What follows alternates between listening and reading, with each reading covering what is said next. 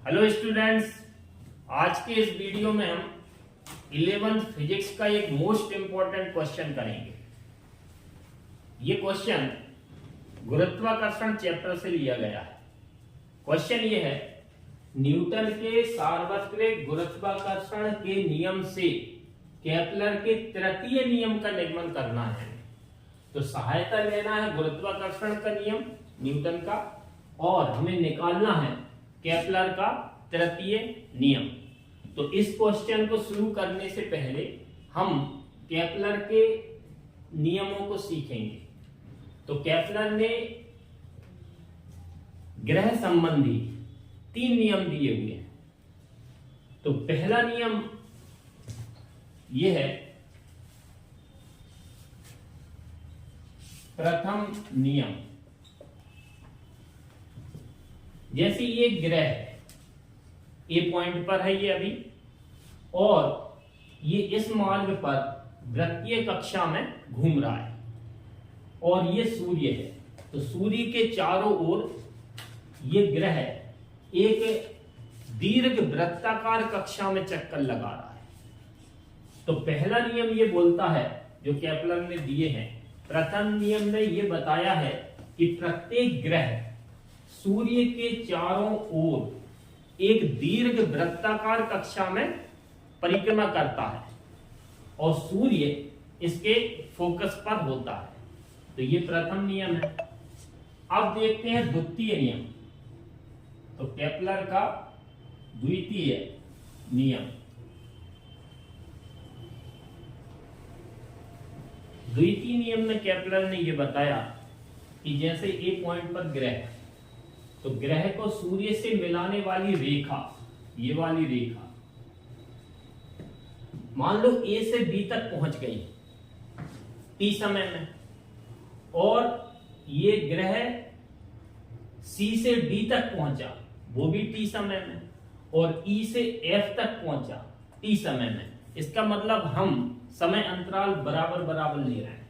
तो बराबर बराबर समय अंतराल में देखा जाए तो जितनी देर में वो ए से बी तक पहुंचा, उतनी ही देर में सी से डी तक पहुंचा, और उतनी ही देर में ई से एफ तक पहुंचा। तो सूर्य और ग्रह इन दोनों को जो रेखा मिला रही है, इस समय अंतराल टी में इतना बड़ा क्षेत्रफल कवर कर रही है, और इस समय अंतराल में इतना क्षेत्रफल, और इस समय अंतराल में इतना क्षेत्रफल। तो इसमें डायग्राम पे थोड़ा सा ध्यान दें। तो ए से बी तक जाते समय ये ग्रह को सूर्य से मिलाने वाली रेखा जो क्षेत्रफल बना रही है टी समय में, उस क्षेत्रफल में लंबाई ज्यादा है और चौड़ाई कम है।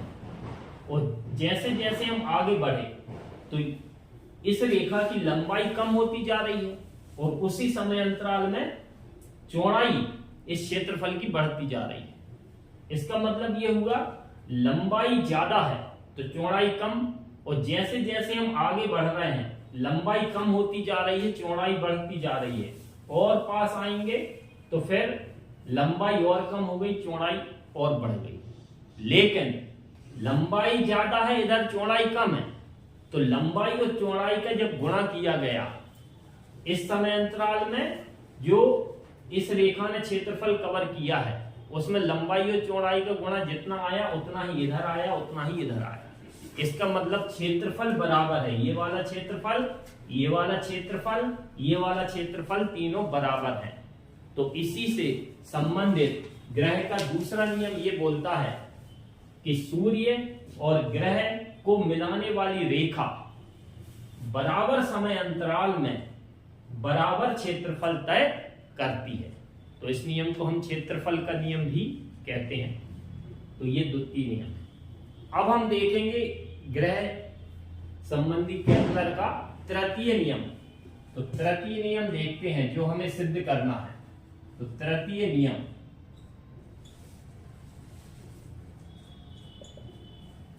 तृतीय नियम में केपलर ने यह बताया, ग्रह का परिक्रमण काल मतलब एक चक्कर लगाने में कितना समय लग रहा है। तो परिक्रमण काल जिसे हम टी से दर्शाएंगे, और सूर्य और ग्रह इन दोनों के बीच की माध्य दूरी, माध्य दूरी इसलिए क्योंकि सूर्य और ग्रह के बीच की दूरी चेंज होती रहेगी, तो औसत निकालना पड़ेगा। तो ग्रह और सूर्य के बीच की माध्य दूरी, जिसे हम r से दर्शा रहे हैं, इन दोनों में संबंध बताया था तृतीय नियम में। तो ये है परिक्रमण काल और ये है सूर्य और ग्रह के बीच की माध्य दूरी। तो केपलर के तृतीय नियम में उसने ये बोला था कि ग्रह के परिक्रमण काल का वर्ग सूर्य और ग्रह के बीच की औसत दूरी के घन के अनुक्रमानुपाती होता है। तो ये तृतीय नियम है। जब हम अनुक्रमानुपाती का चिन्ह हटाएंगे तो बराबर का निशान लगेगा, और बराबर का निशान लगाएंगे तो एक कांस्टेंट लाएंगे के। तो यहां पर के नियतांक है। तो यही केपलर का तृतीय नियम है। एक बार स्टेटमेंट और देखते हैं हम, इसी को भाषा में बोलना है। प्रत्येक ग्रह के परिक्रमण काल का वर्ग सूर्य और ग्रह के बीच की औसत दूरी के घन के अनुक्रमानुपाती होता है। इस प्रकार से ये हमारे केपलर के तीनों नियम हो चुके हैं। तो ये तीनों नियम परीक्षा में अलग से भी आ सकते हैं। एक क्वेश्चन सेपरेट बन सकता है कि ग्रह संबंधी केपलर के नियम लिखिए, तो उसमें हमें आंसर इतना ही है। अब हम देखते हैं हमारा मेन क्वेश्चन, न्यूटन के सार्वत्रिक गुरुत्वाकर्षण नियम से केपलर के तृतीय नियम का निर्माण।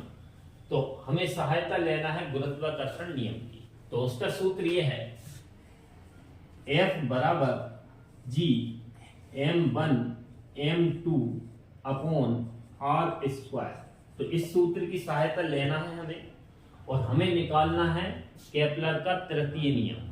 केपलर का तृतीय नियम अभी हमने देखा, टी स्क्वायर बराबर के आर क्यूब। ये हमें आंसर में लाना है। तो इसकी सहायता लेना है और आंसर में हमें ये लाना है। तो इससे ही स्टार्ट करेंगे। तो ये ग्रह सूर्य के चारों ओर घूम रहा है। तो सूर्य और ग्रह के बीच में लगने वाला गुरुत्वाकर्षण का नियम इस सूत्र से बनाएंगे। तो F बराबर बनेगा G m1 और m2। m1 मतलब पहला द्रव्यमान पहले पिंड का, और m2 मतलब दूसरे पिंड का द्रव्यमान। तो हम मान लेंगे कि सूर्य का जो द्रव्यमान है वो है कैपिटल M, और इस ग्रह की द्रव्यमान है स्मॉल m। और सूर्य और ग्रह इन दोनों के बीच की माध्य दूरी मानेंगे हम स्मॉल r, इधर जो माना हुआ था। अब हम इस फॉर्मूले को इस डायग्राम के अनुसार सेट करेंगे। तो G m1, m1 मतलब पहले पिंड का द्रव्यमान सूर्य का हो गया, और m2 मतलब ग्रह का द्रव्यमान बटे दूरी का स्क्वायर। तो दूरी r मानी है तो r स्क्वायर। ये आएगा समीकरण नंबर 1। सूर्य और ग्रह के बीच में लगने वाला गुरुत्वाकर्षण बल आ चुका है। अब ये घूम रहा है, तो इस पर एक अभिकेंद्र बल काम कर रहा होगा। तो अभिकेंद्र बल का सूत्र होता है Fc, मान लिया सेंट्रीपिटल फोर्स बोलते हैं। तो Fc इक्वल अभिकेंद्र बल का फॉर्मूला है mv स्क्वायर अपॉन r। समीकरण नंबर इसको हम देंगे 2। यहां पर m ग्रह का द्रव्यमान है और v जो है वो ग्रह की रेखीय चाल है। अब ग्रह सूर्य के चारों ओर घूम रहा है, तो उस पर एक अभिकेंद्र बल लग रहा है, और अभिकेंद्र बल इसको ग्रह को गुरुत्वाकर्षण बल से प्राप्त हो रहा है। इसका मतलब गुरुत्वाकर्षण बल ही अभिकेंद्र बल प्रदान कर रहा है। तो इन दोनों को बराबर करेंगे हम। तो अभिकेंद्र बल बराबर गुरुत्वाकर्षण बल F, इसको हम Fg से भी दर्शा सकते हैं। तो अभिकेंद्र बल बराबर गुरुत्वाकर्षण बल। अब समीकरण 1 और 2 से हम मान रखेंगे। तो Fc का मान मिलेगा mv square upon r equal Fg का मान gm अपॉन r स्क्वायर। इधर एक r से एक r कैंसिल होगा, और एक स्मॉल m से स्मॉल m कैंसिल होगा, तो v square equal G M upon small r, ये हमारा बचा हुआ है। तो समीकरण दे देंगे इसको तीसरा। अब हम लगाएंगे रेखीय वेग और कोणीय वेग में संबंध। तो रेखीय वेग और कोणीय वेग में संबंध हम पढ़ चुके हैं, तो वो होता है v इक्वल ओमेगा आर। यहां पर v रेखीय चाल है और ओमेगा कोणीय चाल है। ओमेगा का सूत्र होता है 2 पाई अपॉन टी, तो इसमें हम ओमेगा की जगह रखेंगे 2 पाई अपॉन टी। टी क्या है इधर? परिक्रमण काल। तो ओमेगा की जगह आ गया 2 pi upon T into R बचा, और लेफ्ट साइड भी चल रहा है। अब हमें समीकरण 3 में v स्क्वायर है, तो इसलिए हम इसका दोनों पक्षों का वर्ग करेंगे। तो दोनों पक्षों का वर्ग करेंगे तो ये मिलेगा v स्क्वायर बराबर 2 का स्क्वायर 4, पाई का स्क्वायर, r का स्क्वायर अपॉन t स्क्वायर। इसको देंगे हम समीकरण नंबर 4। अब हम समीकरण 3 और समीकरण 4 को देखें तो दोनों समीकरणों के LHS बराबर हैं, इसका मतलब RHS भी बराबर होंगे।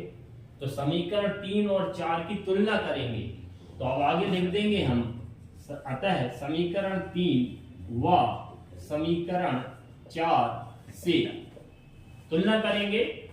तो RHS इक्वल करना है, तो कितना होगा? समीकरण 3 का RHS है GM अपॉन R इक्वल इसका RHS 4 pi square R square upon T square. अब जो हमें आंसर लाना है उसमें हमें लाना है T स्क्वायर की वैल्यू।